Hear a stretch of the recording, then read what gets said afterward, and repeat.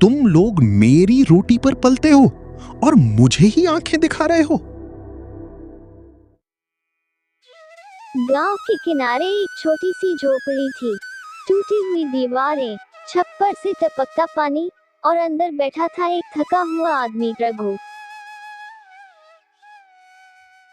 सुबह का समय था, लेकिन रघु के चेहरे पर कोई ताजगी नहीं थी। बस चिंता की लकीरें थी, ठीक वैसी ही जैसी उसके हाथों की किस्मत में बनी हुई थी।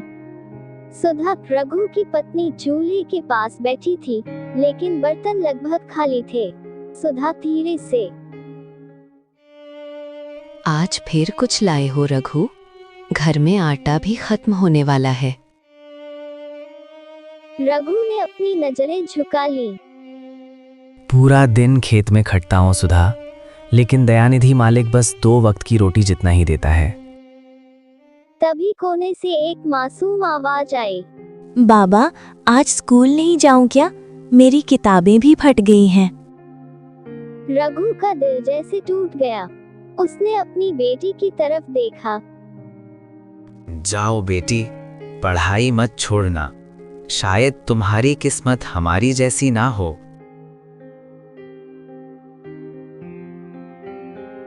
सुधा की आंखों में आंसू आ गए। किस्मत, कब तक हम इसी किस्मत को दोष देते रहेंगे रघु? क्या हमारी लकीरें कभी बदलेंगी नहीं? रघु ने अपने हाथों को देखा, कठोर, फटे हुए और उन पर बनी लकीरें। शायद हमारी किस्मत की लकीरें ही कमजोर हैं। खेत में तेज धूप थी।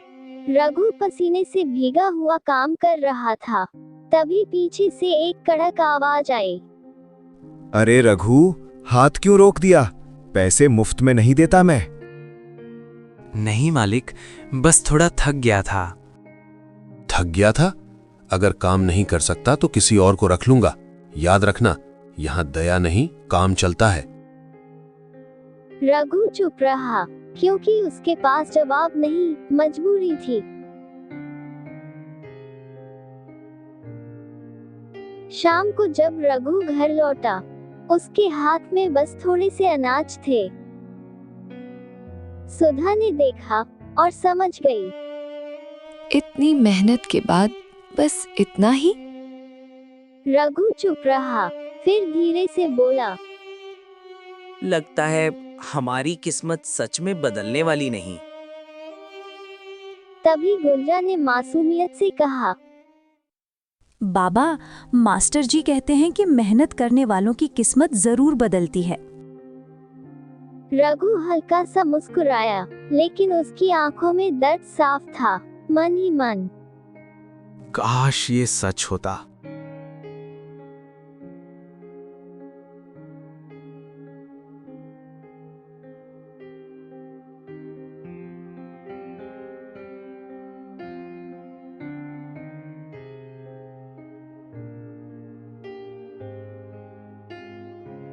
अगली सुबह रघु चुपचाप खेत की ओर जा रहा था।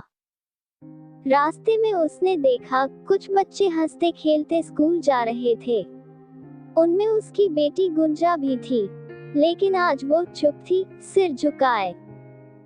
रघु का दिल फिर से भारी हो गया। मेरी बेटी सपने देखती है और मैं उसे पूरा भी नहीं कर सकता।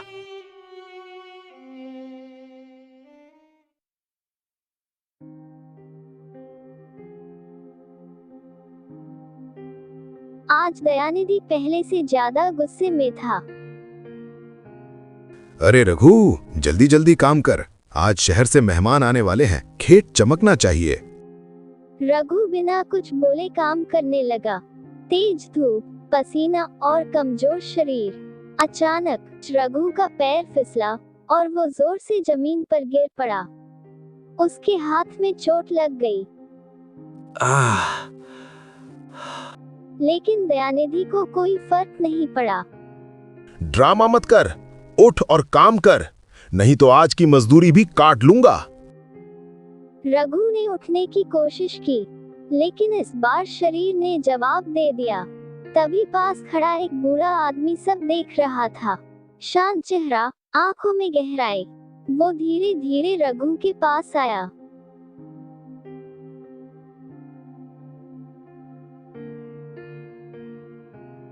बेटा, इतना क्यों सहते हो? क्या करूं बाबा, यही मेरी किस्मत है। किस्मत या फिर डर? डर? मैं किससे डरता हूं? गरीबी से, भूख से और इस जमींदार से। लेकिन सच ये है, तुम अपनी ही ताकत से डरते हो। मेरी ताकत मेरे पास क्या है? मेहनत, ईमानदारी और हिम्मत। लेकिन तुमने अपनी किस्मत की लकीरों को बहाना बना लिया है। तुम दोनों वहां क्या खुसुर फुसुर कर रहे हो? अरे काम करने आया है या बातें करने? ज्यादा मत दबाओ इसे, वरना एक दिन ये झुकना छोड़ देगा। ये गरीब किसान, ये कुछ नहीं कर सकता।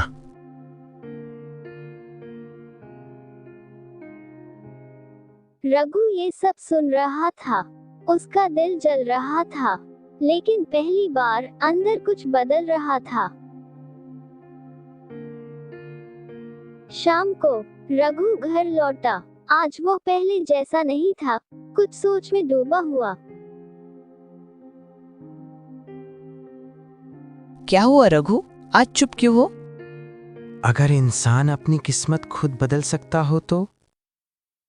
ये कैसी बात कर रहे हो? तभी गुंजा बोली, मैंने कहा था ना बाबा, मेहनत करने वालों की किस्मत बदलती है। रघु ने अपनी बेटी की तरफ देखा। इस बार उसकी आंखों में दर्द नहीं, एक नई चिंगारी थी। रघु मन में, शायद किस्मत लिखी नहीं जाती, बनाई जाती है। बाहर हल्की हवा चल रही थी, लेकिन अंदर रघु के मन में तूफान था। सुधा और गुंजा सो चुके थे, लेकिन रघु की आंखों में नींद नहीं थी।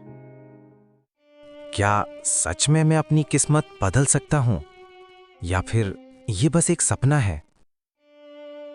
उसी दिन में मिले उस बूढ़े आदमी की बातें याद आने लगी। तुम अपनी ही ताकत से डरते हो।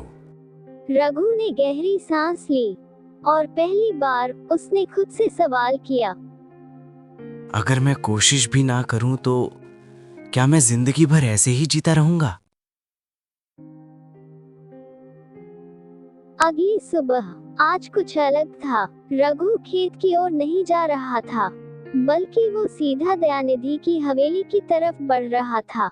उसके कदम थोड़े कांप रहे थे, लेकिन दिल में हिम्मत थी। हवेली के बाहर दयानिधि कुर्सी पर बैठा आराम कर रहा था। अरे रघु, आज जल्दी आ गया। अच्छा है, आज ज्यादा काम करवा लूंगा। रघु ने पहली बार सीधा उसकी आंखों में देखा। मालिक, आज मैं काम करने नहीं आया। दयानिधि चौंक गया। क्या मतलब? मैं आज से आपके खेत में काम नहीं करूंगा। तू काम छोड़ेगा और खाएगा क्या? हवा? आवाज कांप रही थी, लेकिन इरादा मजबूत था। भूखा रह लूंगा, लेकिन अब अपनी इज्जत नहीं खोऊंगा। दयानिधि का चेहरा गुस्से से लाल हो गया। याद रखना, आज के बाद कोई भी तुझे काम नहीं देगा। तू और तेरा परिवार भूखे मरोगे। रघु के दिल में डर उठा, लेकिन उसने खुद को संभाला। रघु वहां से चला आया। उसके कदम भारी थे, लेकिन दिल हल्का। सुधा ने जैसे ही सुना, वो घबरा गई। क्या तुमने काम छोड़ दिया? रघु, हम खाएंगे क्या? पता नहीं, लेकिन अब मैं अपने दम पर कुछ करूंगा। अगर कुछ नहीं हुआ तो कम से कम कोशिश ना करने का अफसोस नहीं रहेगा। गुंजा पास आई। बाबा, मैं भी मदद करूंगी। रघु की आंखें भर आई, लेकिन इस बार ये आंसू कमजोरी के नहीं थे। मन में, आज मैंने अपनी किस्मत की लकीरों को चुनौती दी है।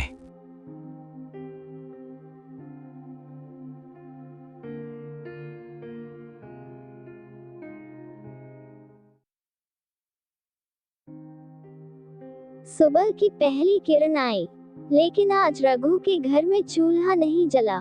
सुधा खाली बर्तन को देख रही थी।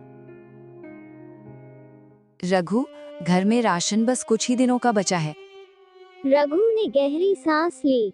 आज उसकी असली परीक्षा शुरू हो चुकी थी। मैं आज ही कुछ काम ढूंढता हूं अपने दम पर।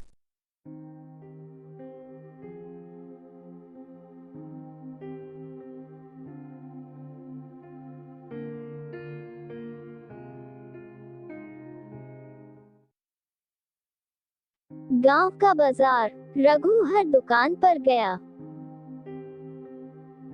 भैया, कोई काम मिलेगा? कुछ भी कर लूंगा। अरे तू दयानिधि का आदमी था ना, हम उससे दुश्मनी नहीं ले सकते। जाओ, कई और कोशिश करो। रघु का दिल टूटता जा रहा था। हर कदम के साथ उम्मीद कम हो रही थी। क्या सच में मैंने गलत फैसला लिया? थका हारा रघु एक पेड़ के नीचे बैठ गया। तभी वही बूढ़ा आदमी फिर उसके सामने आया। हार मान ली इतनी जल्दी? कोई काम नहीं दे रहा बाबा, सब डरते हैं जमींदार से। दूसरों के भरोसे रहोगे तो हमेशा ऐसे ही रहोगे। तो मैं क्या करूं? अपने लिए काम पैदा करो। मैं काम पैदा करूं? हाँ, सोचो तुम्हें क्या आता है। मैं खेती करना जानता हूं। बस वही करो। अपनी जमीन नहीं है तो क्या हुआ, कुछ छोटा शुरू करो। रघु के मन में एक उम्मीद जगी।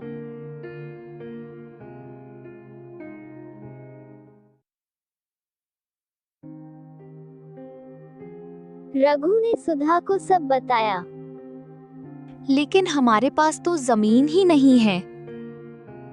घर के पीछे थोड़ी सी खाली जगह है, वहीं से शुरू करते हैं।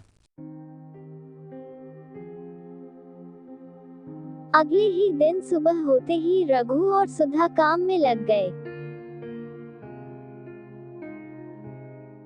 दिन भर की कड़ी मेहनत के बाद आखिरकार पूरे खेत में बुआई संपन्न हुई। पहली बार लग रहा है हम अपने लिए काम कर रहे हैं।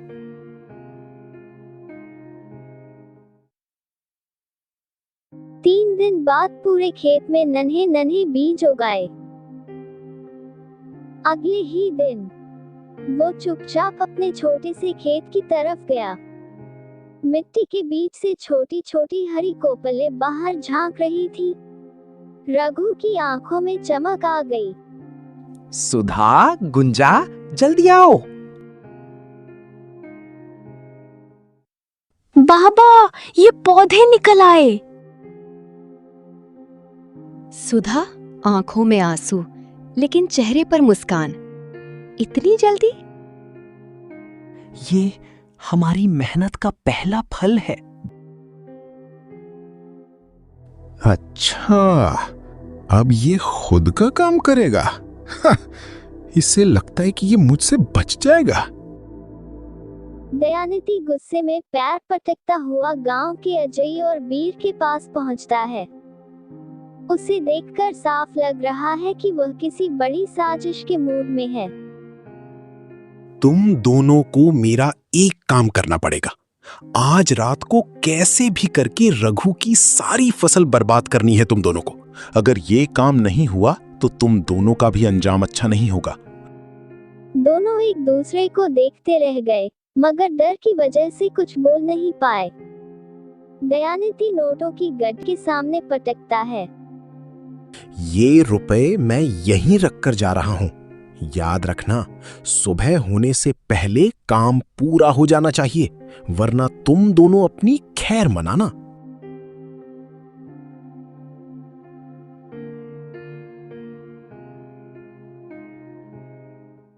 देख रहे हो वीर, इतने पैसे तो हमने साल भर में भी नहीं देखे होंगे। दयानिधि मालिक ने ठीक ही तो कहा है, वो हमें काम के बदले पैसे ही तो दे रहे हैं। बात तो तेरी सही है अजय, पर किसी की साल भर की मेहनत को एक रात में उजाड़ देना मन नहीं मान रहा यार। किसान होकर किसान का गला कैसे काटे? अरे भाई, किसान तो हम भी हैं, पर हमारी फटी जेब कौन देखेगा? और याद नहीं मालिक ने क्या कहा, अगर काम नहीं किया तो वो हमें भी नहीं छोड़ेंगे। एक तरफ पैसा है और दूसरी तरफ जान का खतरा। अब तू ही बता क्या करना है। शायद हमारी किस्मत में यही लिखा है। ठीक है, आज रात रघु की किस्मत का फैसला हम ही करेंगे। चलो रात होने का इंतजार करते हैं।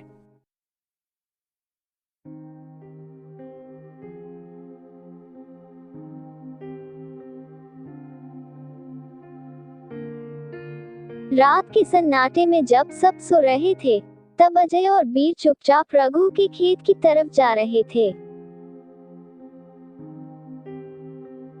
अजय देख, ये नन्ही फसलें तो अभी बस बढ़ना शुरू हुई हैं। इन्हें नष्ट करना तो और भी आसान है, बस पैरों तले कुचलना ही काफी होगा। तो फिर देर किस बात की?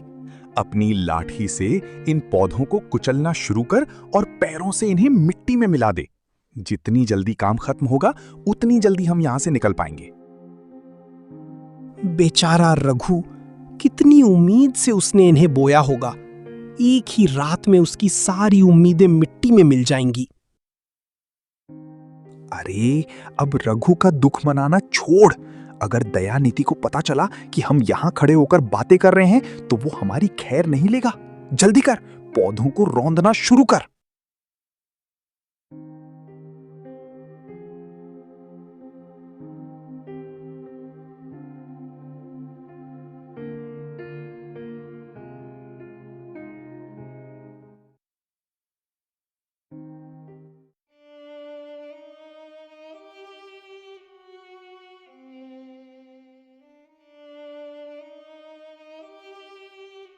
हे भगवान, ये क्या हुआ?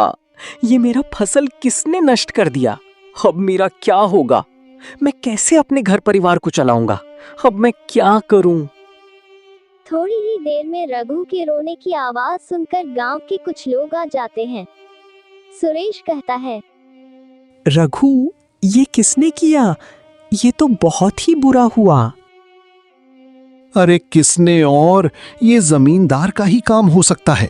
चलो आज और कोई बात नहीं होगी, जो भी होगी वो जमींदार के घर पर ही होगी। चलो सब और जितने भी सारे खेत में मजदूर हैं उन्हें भी बुला दो। सब लोग मिलकर जमींदार के पास चले जाते हैं। जमींदार गुस्से में चिल्लाते हुए, ये क्या तमाशा है रघु? तुझे एक बार में समझ नहीं आया? ये भीड़ लेकर यहाँ क्या साबित करने आया है तू? रघु खामोश है, लेकिन इस बार रमेश और सुरेश आगे आते हैं। मालिक, ये तमाशा नहीं, हमारे सब्र का बांध है जो आज टूट गया है।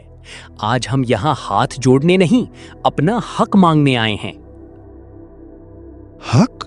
तुम लोग मेरी रोटी पर पलते हो और मुझे ही आंखें दिखा रहे हो? रोटी आप नहीं देते मालिक, रोटी हमारी मेहनत और मिट्टी का मेल देती है।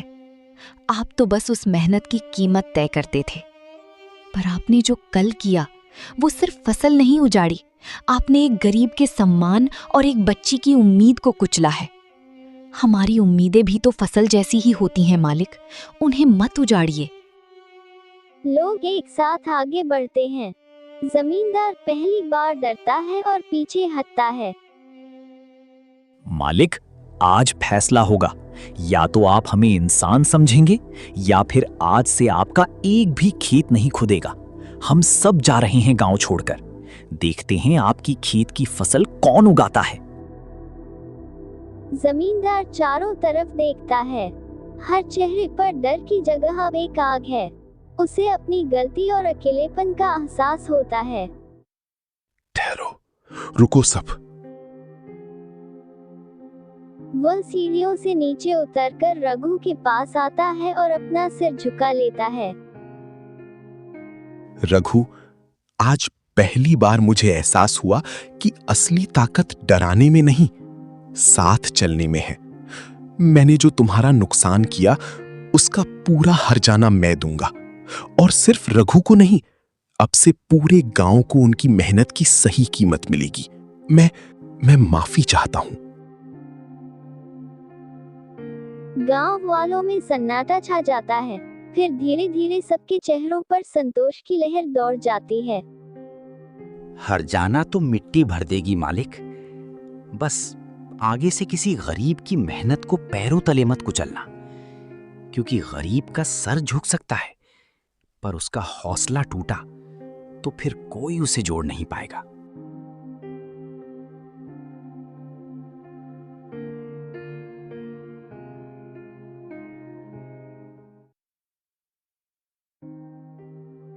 अगले दिन सुबह होते ही जमींदार अपने आदमियों के साथ कुछ अनाज और फसलों के बीज लेकर रघु के घर पहुंच जाता है। थोड़ी देर बाद जमींदार कुछ और लोगों को बुलाकर रघु के खेत में फिर से बीज बो देता है। किस्मत की लकीरें हाथों में नहीं, इंसान के फैसलों में छिपी होती हैं। रघु की कहानी हमें सिखाती है कि जब तक हम अकेले थे, हम मजबूर थे, क्योंकि किस्मत हाथों की लकीरों से नहीं, एक होकर लड़ने से बदलती है। तो दोस्तों, रघु की यह कहानी कैसी लगी? कमेंट में जरूर बताना। वीडियो को लाइक करें और चैनल को सब्सक्राइब भी कर देना। नीचे हाई बटन दिख रहा होगा, उसे भी जरूर से दबा देना।